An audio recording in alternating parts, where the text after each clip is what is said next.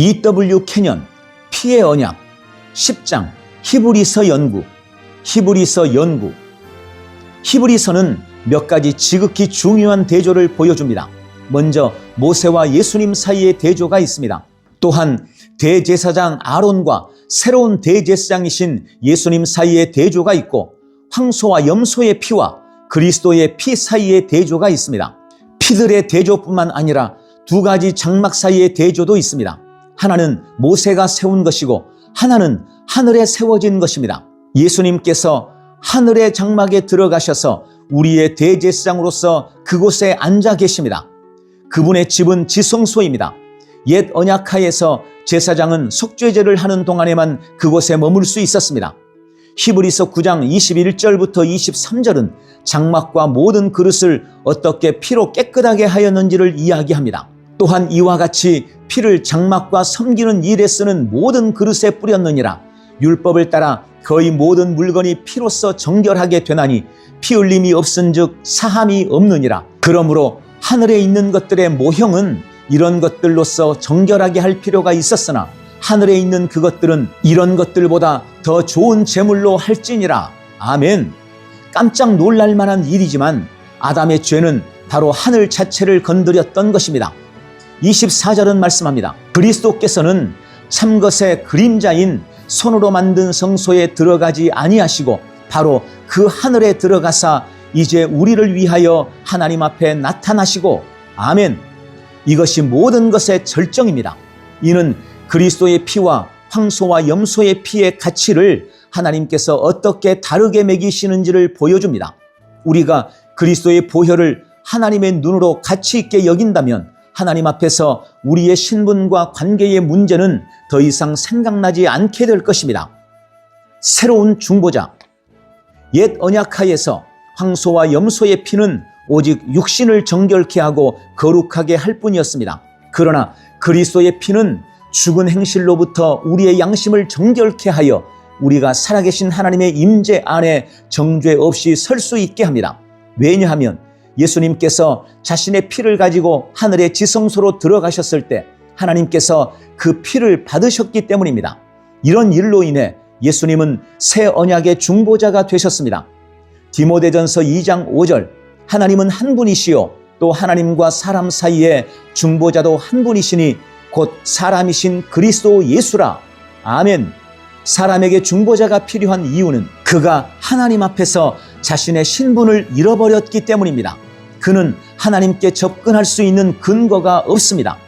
자연적인 인간은 참으로 법적 보호를 박탈당하고 추방된 존재입니다. 에베소서 2장 12절은 그의 비참한 상태를 하나님도 없고 소망도 없다라고 묘사합니다. 이제 예수님께서 하나님과 타락한 사람 사이의 중보자가 되셨습니다. 황소와 염소의 피는 죄를 제거하지 않았습니다. 그저 임시로 덮는 것뿐입니다.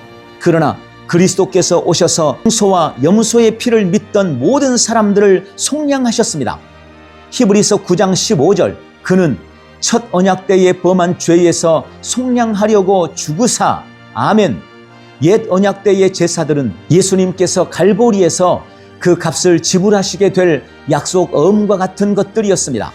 하나님께서는 자신의 아들을 보내셔서 죄가 되게 하시고 첫 언약 때의 모든 죄를 그분에게 얹으심으로써 이스라엘 민족과 맺은 언약을 지키셨습니다. 이스라엘 백성은 예수를 자신의 구원자로 받아들임으로써 약속된 속량 가운데로 들어가게 될 것입니다. 그분께서 죄를 제거하셨다. 이것이 히브리서의 가장 핵심적인 가르침입니다. 첫 언약 때는 죄가 덮여졌습니다. 첫 언약 하에서 이스라엘 민족이 가질 수 있는 가장 좋은 것은 피로 덮음 또는 속죄였습니다.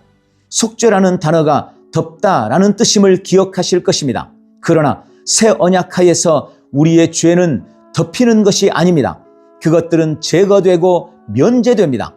죄들은 마치 한 번도 범해진 것이 없는 것처럼 취급됩니다. 히브리서 9장 25절 26절 대제사장이 해마다 다른 것의 피로써 성소에 들어가는 것 같이 자주 자기를 드리려고 아니하실지니 그리하면 그가 세상을 창조한 때부터 자주 고난을 받았어야 할 것이로되 이제 자기를 단번에 제물로 드려 죄를 없이 하시려고 세상 끝에 나타나셨느니라. 아멘. 세상 끝이라는 표현의 진짜 의미는 두 세대가 만나는 지점을 말합니다. 십자가는 첫 계수법이 끝나는 지점이자 새로운 시대가 시작되는 지점이었습니다. 하나님과 사람 사이에는 아담의 범죄가 가로막고 있었습니다. 그러나 예수님께서 그것을 제거하셨습니다. 고린도후서 5장 21절, 하나님이 죄를 알지도 못하신 이를 죄로 삼으신 것은 예수님께서 죄 문제를 해결하셔서 하나님께서 우리가 지은 모든 죄를 합법적으로 면제하실 수 있게 되었고, 또한 우리를 새로운 피조물로 삼아 영생을 주실 수 있게 되었습니다. 고린도후서 5장 17절 18절, 그런즉 누구든지 그리스도 안에 있으면 새로운 피조물이라. 이전 것은 지나갔으니 보라 새 것이 되었도다. 모든 것이 하나님께로서 났으며 그가 그리스도로 말미암아 우리를 자기와 화목하게 하시고 또 우리에게 화목하게 하는 직분을 주셨으니. 아멘. 할렐루야. E.W. 캐년 피의 언약 11장 한 번의 제사. 한 번의 제사. 언약의 변화와 제사장직의 변화는 이스라엘을 거의 집 없는 자의 상태로 만들어버렸습니다. 멋진 성전을 떠나서 거리와 이 집 저 집을 다니며 말씀을 전하는 것은 가히 충격적인 혁신이었습니다. 예수님께서 이루신 한 번의 제사가 동물을 도살하여 그 피를 지성소로 가지고 들어가는 일을 끝냈습니다. 죄를 덮는 일의 종말이었습니다.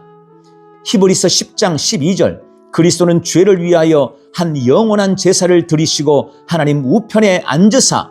이 단번의 제사가 아사셀 염소에게 죄를 얹어 내보내는 일을 끝냈습니다. 대속죄일과 아사셀 염소에 대해 이해하기 위해서는 레위기 16장 1절부터 22절을 꼭 주의 깊게 읽어보십시오. 이는 이스라엘 백성의 죄로 인한 치욕과 속죄의 연례 행사로서 이날 대제사장은 성소와 제사장들과 백성들을 위해 속죄의식을 하였습니다. 대제사장은 그의 제사장의 장신구를 모두 따로 벗어놓고 피를 가지고 지성소에 들어가며 먼저 자기 자신과 제사장직을 위해 속죄 예물을 드립니다. 그런 후에 그는 이스라엘 민족을 위해 순염소 2마리를 취합니다. 한 마리는 여호와를 위해 잡았고 다른 한 마리는 그 머리에 백성들의 죄를 대표로 얹었습니다. 그 염소는 이스라엘 민족의 죄의 운반자가 되었고 죄책을 짊어지고 광야로 보내졌습니다. 마가복음 15장 38절은 예수님께서 죽으시고 성소와 지성소 사이를 가르는 휘장이 찢어진 사건을 이야기합니다. 지성소에서는 피를 가지고 들어가서 속죄소 시온자에 뿌리는 일이 행해졌었습니다. 이는 이 땅 위의 지성소의 종말이었습니다. 예수의 피로 새 언약이 시작된 것입니다. 사도행전 20장 28절은 이것이 하나님의 피였다고 말씀합니다. 그분은 이러한 신성한 피를 가지고 손으로 짓지 아니한 하늘의 새 장막 안에 지성소로 들어가셨습니다. 이것이 바로 단번에 이루어진 제사였습니다. 할렐루야. E.W. 캐년 피의 언약 12장 그리스도의 현재 사역. 그리스도의 현재 사역. 대부분의 그리스도인들이 그리스도의 현재 사역을 간과하고 있습니다. 너무나 많은 사람들이 예수께서 우리를 위해 그분의 생명을 주신 것을 생각할 때 오직 그분의 죽음과 부활에 대해서만 생각합니다. 그들은 그리스도께서 하나님 아버지의 우편에 앉으셨고 우리를 위해 죽으신 것만큼이나 실제적으로 우리를 위해 살기 시작하셨음을 알지 못합니다. 그분은 더 이상 갈릴리의 평범한 남자가 아닙니다. 그분은 이제 하나님께 버림받고 우리를 위해 죄가 되신 하나님의 아들이 아닙니다. 그분은 만유의 주이십니다. 그분은 사탄과 죄와 질병을 정복하셨습니다. 그분은 죽음을 정복하셨습니다. 그분은 하늘과 땅의 모든 권세를 소유하셨습니다. 우리는 두려움 없이 그분의 말씀을 행할 수 있습니다. 왜냐하면 예수께서 그 말씀을 지지하고 계시기 때문입니다. 그분께서 말씀의 보증이십니다. 예수는 새 언약의 보증이 되셨습니다. 우리의 대제사장이신 예수. 옛 언약의 대제사장은 새 언약의 대제사장이신 그리스도의 모형이었습니다. 옛 언약하의 대제사장은 매년 황소와 염소의 피를 가지고 이 땅의 장막으로 들어가서 이스라엘 민족의 죄를 위해 연례 속죄 의식을 행했습니다. 제사장들은 이스라엘의 죄를 위해 같은 제사를 드렸습니다. 그러나 그리스도께서는 하늘에 자신의 피를 가지고 들어가셔서 우리를 위한 영원한 속량을 획득하셨습니다. 하나님께서 예수 그리스도의 피를 받으셨을 때 공의의 요구가 만족된 것과 인간이 사탄의 권세를 합법적으로 되찾아올 수 있게 된 것과 또한 하나님과의 교제가 회복된 것을 공표하셨습니다. 자기 자신을 제물로 드림으로써 그리스도께서는 죄를 제거하셨습니다. 자기 자신을 제물로 드림으로써 그리스도께서는 인간을 거룩하게 하셨습니다. 거룩하게 하다라는 말은 따로 떼어놓다, 분리하다라는 의미입니다. 그분께서는 인간을 사탄의 왕국과 가족으로부터 분리하셨습니다. 부활 후에 마리아를 만나셨을 때 그리스도께서는 이렇게 말씀하셨습니다. 요한복음 20장 17절, 나를 만지지 말라. 내가 아직 아버지께로 올라가지 않았다. 그때 그분께서는 자신이 치른 형벌의 표인 자신의 피를 가지고 아버지께로 가시는 길이었고, 그래서 사람의 손을 타실 수 없었던 것입니다. 대제사장으로서 예수님의 사역은 자신의 피를 가지고 성소에 들어가는 것으로 끝나지 않았습니다. 그분께서는 여전히 성소를 섬기는 사역자이십니다. 헬라어로 성소라는 단어는 거룩한 것들을 의미합니다. 예수님께서는 거룩한 것들 가운데 사역하고 계십니다. 이 거룩한 것들이란 우리의 기도와 경배입니다. 우리는 그분께 어떻게 경배드릴지를 잘 알지 못할 때도 있습니다. 그러나 주께서 우리의 다듬어지지 않은 간구와 경배를 아버지 앞에 아름답게 만들어 주십니다. 모든 기도와 모든 예배는 예수 이름으로 드려질 때 아버지께 받아들여집니다. 그분은 자비가 충만하시고 신실하신 대제사장이십니다. 그분은 우리의 연약함을 동정하실 수 있습니다. 그분은 영원히 대제사장이십니다.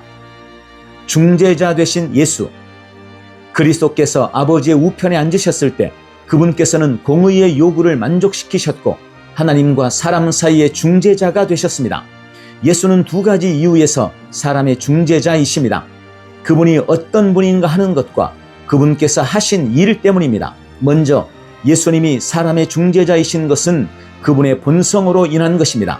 그분께서는 하나님과 인간의 연합체이십니다. 그분께서는 하나님과 동등하게 계셨던 분으로서 인간의 형체를 가지셨습니다. 그분께서는 하나님과 사람 사이의 간극을 메우셨습니다. 그분은 하나님과 같으시며 동시에 사람과도 같으십니다. 그분께서는 하나님 앞에서 인간을 대표할 수 있습니다.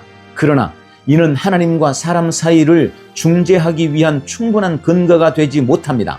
인간은 하나님 앞에 영원한 범죄자입니다. 사람은 하나님으로부터 떨어져 나가서 사탄의 심판 아래에 들어갔습니다. 그래서 두 번째 이유를 보아야 합니다. 예수는 그분께서 하신 일로 인해 사람의 중재자가 되십니다. 골로새서 1장 22절, 이제는 그의 육체의 죽음으로 말미암아 화목하게 하사 너희를 거룩하고 흠없고 책망할 것이 없는 자로 그 앞에 세우고자 하셨으니 아멘. 고린도후서 5장 18절, 그리스도로 말미암아 우리를 자기와 화목하게 하시고 아멘. 하나님과 사람 사이에 중재자가 있다는 것은 그 전에 먼저 하나님과 사람 사이에 화목이 이루어졌다는 것입니다. 사람은 그의 영적 죽음의 상태 가운데서는 불의했습니다. 그러한 상태에 있는 동안에는 그는 하나님께 접근할 수 없었습니다. 또한 어떤 중재자라도 마찬가지로 자신을 위해 하나님께 접근할 수 없었습니다.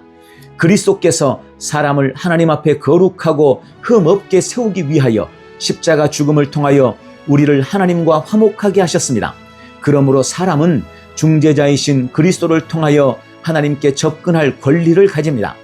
인간이 타락한 때부터 예수께서 하나님의 우편에 앉아 계신 때까지 그 어느 누구도 하나님께서 지명하신 제사장직을 통한 피 흘리는 제사나 천사의 방문이나 꿈이 아니고서는 하나님께 접근할 수가 없었습니다. 그분 자신의 피를 드린 대제사장 사역으로 인해 예수님께서는 우리의 속량을 완성하셨고 공의의 요구를 만족시키셨으며 하나님께서 사람을 의롭게 하시고 사람에게 아들의 신분을 주시며 합법적으로 영생을 주는 일을 가능케 하셨습니다. 그분은 새 언약의 중재자이십니다. 예수님께서는 지금 앉아 계십니다. 그분께서는 잃어버린 사람들을 하나님께 소개하는 대제사장이자 중재자이십니다. 사람은 새 중재자를 통해서만 하나님께 다가갈 수 있습니다. 한 번의 제사로 그분께서는 죄를 제거하셨고 한 번의 행동으로 자신의 피를 지성소에 가지고 들어가셨습니다. 한 번의 행동으로 인해 이제 모든 사람이 담대하게 휘장을 지나 아버지의 임재 안으로 들어가서 그곳에 정죄 없이 설 수 있게 되었습니다. 이것이 히브리서 10장 19절의 선포입니다. 이 복된 진리를 교회가 이해하게 할 수 있다면 얼마나 좋을까요? 교회 안에 죄의식은 너무 많은 반면 그리스도께서 완성하신 사역에 대한 의식은 너무 적게 가르칩니다. 우리는 그분의 외침을 듣습니다. 히브리서 4장 14절부터 16절 은혜의 보좌로 담대히 나와서 때를 따라 돕는 은혜를 얻으라. 아멘. 저에게 이것은 마치 주님께서 이렇게 말씀하시는 것처럼 보입니다. 그만 울고 그만 신음하여라. 사랑의 선물이 가득한 보좌의 기쁨으로 나와서 너의 바구니를 축복으로 가득 채워라. 아멘. 히브리서 10장 12절 13절은 아버지의 임재 안에서 예수의 피로 속죄소 위에 드린 한 번의 제사가 이제 그리스도를 구원자와 주님으로 받아들이는 사람들에게 이 모든 것을 가능하게 했다고 말씀합니다. 그분의 일은 다 끝났습니다. 아버지께서는 우리의 속량이 완성되었다고 생각하십니다. 중재자 되신 예수. 대제사장으로서 예수는 자신의 피를 가지고 지성소로 들어가심으로 자연적인 인간을 정죄하던 공의의 요구를 만족시키셨습니다. 또한 중재자로서 그분께서는 구원받지 못할 인간을 하나님께 소개하십니다. 예수님은 하나님께로 가는 길이시며 누구도 그분을 통하지 않고서는 하나님께 다가갈 수 없습니다. 사람이 그리스도를 받아들이는 순간 그는 하나님의 자녀가 됩니다. 그때 그리스도께서는 그를 위한 자신의 중보 사역을 계시하십니다. 예수는 죄인을 위해서는 중재자이시며 그리스도인을 위해서는 중보자이십니다. 우리가 가지는 첫 번째 질문은 이것입니다. 하나님의 자녀가 왜 자신을 위해 중보할 누군가를 필요로 하는가? 우리는 그 답을 로마서 12장 2절에서 찾을 수 있습니다. 새로운 탄생 때에 우리의 영은 하나님의 생명을 받습니다. 그 다음으로 필요한 것은 우리의 마음이 새로워지는 것입니다. 하나님의 가족 안으로 들어가기 전에 우리는 자연적인 인간, 즉 사탄의 지배를 받는 인간으로 살았었습니다. 사탄이 우리의 마음을 지배했습니다. 이제 우리의 영은 하나님의 생명을 받았지만 우리의 마음은 하나님의 자녀로서의 특권과 권리를 알기 위해서 반드시 새로워져야 합니다. 새로운 탄생은 즉각적이지만 우리의 마음이 새로워지는 일은 점진적인 과정입니다. 그 성장은 말씀 공부와 묵상에 달려 있습니다. 이 기간 동안에 우리에게는 그리스도의 중보가 필요합니다. 많은 경우 우리는 하나님의 뜻에 무지한 나머지 그분과의 교제를 손상시킵니다. 우리는 하나님께서 기뻐하지 않으시는 것들을 말하고 행할 때가 많습니다. 그럴 때 우리는 우리에게 치근대는 마귀의 괴롭힘으로 인해 다시 그분의 중보가 필요합니다. 귀신들은 의 때문에 우리를 괴롭힙니다. 하나님께서 우리를 의롭다 선포하셨기 때문에 그들은 우리를 싫어하고 두려워합니다. 그러나 우리는 우리의 권세에 대해서 완전하게 배우지 않았기 때문에 그들이 우리를 넘어지게 할 때가 많습니다. 그럼에도 불구하고 그분께서는 우리를 끝까지 구원하실 수 있습니다. 그분께서는 항상 살아계셔서 우리를 위하여 간구하시기 때문입니다. 그 누구도 하나님의 자녀를 고소할 수 없습니다. 하나님께서 그를 의롭다고 선언하셨기 때문입니다. 그를 정죄할 수 있는 자는 아무도 없습니다. 예수께서 살아계셔서 그를 위하여 중보하십니다. 변호자 되신 예수. 우리는 우리의 중재자이신 그리스도를 통하여 아버지께 나왔습니다. 또한 우리는 우리를 위한 그분의 중보의 달콤한 영향을 느껴왔습니다. 그리고 이제 우리는 아버지 앞에서 우리의 변호자 되시는 그분에 대해 알기 원합니다. 오늘날 하나님과의 관계가 깨어진 채 살아가는 그리스도인들이 많습니다. 그런데 그들이 예수께서 그들의 변호자이심을 진작 알았다면 그리스도 안에서 승리하는 삶을 살 수 있었을 것입니다. 우리의 새로워지지 않는 마음과 사탄의 핍박으로 인해 우리는 때로 죄를 짓고 하나님과의 교제가 깨어지게 만들었습니다. 아버지와의 관계를 깨뜨린 하나님의 자녀들은 모두 정죄 아래 있습니다.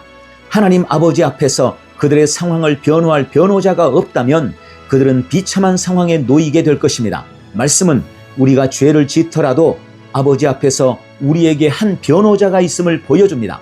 변호자라는 단어의 의미를 생각해 보십시오. 웹스터 영어 사전에서는 다음과 같이 해설합니다. 법정에서 다른 사람의 소송 사건을 변론하는 자, 논박함으로써 소송 사건을 옹호하고 혐의를 벗기고 지지하는 자, 옹호자, 방어자, 돕도록 소환된 자. 요한 1서 2장 1절 나의 자녀들아 내가 이것을 너희에게 쓰면 너희로 죄를 범하지 않게 하려 함이라. 만일 누가 죄를 범하여도 아버지 앞에서 우리에게 대언자가 있으니 곧 의로우신 예수 그리스도시라. 아멘. 요한 1서 1장 3절부터 9절은 하나님께서 우리와의 교제를 유지하시는 방법입니다. 만약 우리의 범죄함으로 교제가 깨어진다면 우리는 우리 죄를 자백함으로써 교제를 새롭게 할 수 있습니다. 우리가 우리의 죄를 자백하지 않으면 예수께서는 우리의 변호자 역할을 수행하실 수가 없습니다. 우리가 죄를 고백하는 순간 예수께서는 우리의 사건을 가지고 하나님 아버지 앞에 서십니다. 말씀은 우리가 우리 죄를 자백하면 그는 미쁘시고 의로우사 우리 죄를 용서하시며 우리를 모든 불의에서 깨끗하게 하실 것이라고 선언합니다. 즉 모든 죄를 마치 전혀 짓지 않는 것처럼 완전히 지워버린다는 뜻입니다. 그리스도인은 그들의 변호자이신 예수님에 대해 반드시 알아야 합니다. 하나님과의 교제에서 벗어난 많은 사람들은 그들의 죄를 여러 번 자백했지만 교제가 회복되는 것은 몰랐습니다. 왜냐하면 그들은 예수께서 그들의 변호자이심을 몰랐기 때문입니다. 그들은 자신의 죄를 자백할 때 용서를 붙잡지 않았습니다. 그들은 그들이 죄를 자백할 때 아버지께서 용서하신다고 선언한 말씀을 따라 행하지 않았습니다. 어떤 그리스도인이라도 용서를 구했다면 더 이상 교제가 깨어진 상태로 남아있어서는 안 됩니다. 아버지께서는 용서하시고 나서 잊어버리십니다. 그분의 자녀는 자신의 죄들을 다시 생각함으로써 그분의 말씀을 모욕하는 일을 결코 해서는 안 됩니다. 보증이 되신 예수. 예수께서는 우리의 개인적인 보증이 되십니다. 이는 예수께서 아버지의 우편에 사시는 모든 사역 가운데 가장 핵심적인 일입니다. 옛 언약 때는 대제사장이 보증이었습니다. 만약 그가 실패하면 하나님과 이스라엘 사이의 관계가 단절되게 됩니다. 속죄의 피는 그 효력을 잃습니다. 새 언약 아래에서는 예수께서 대제사장이시며 새 언약의 보증이 되십니다. 이제 아버지 앞에서 우리의 위치는 절대적으로 안전합니다. 우리는 우리의 평생에 걸쳐 우리를 위하여 하나님 우편에 한 분이 계심을 알고 있습니다. 그분은 아버지 앞에서 우리를 대표하고 계십니다. 그분은 언제나 아버지와 함께할 신분을 가지고 있습니다. 언제나 우리의 신분과 상관없이 우리에게는 아버지 앞에서 우리를 대표하고 있는 분이 계십니다. 우리의 위치는 안전합니다. 할렐루야!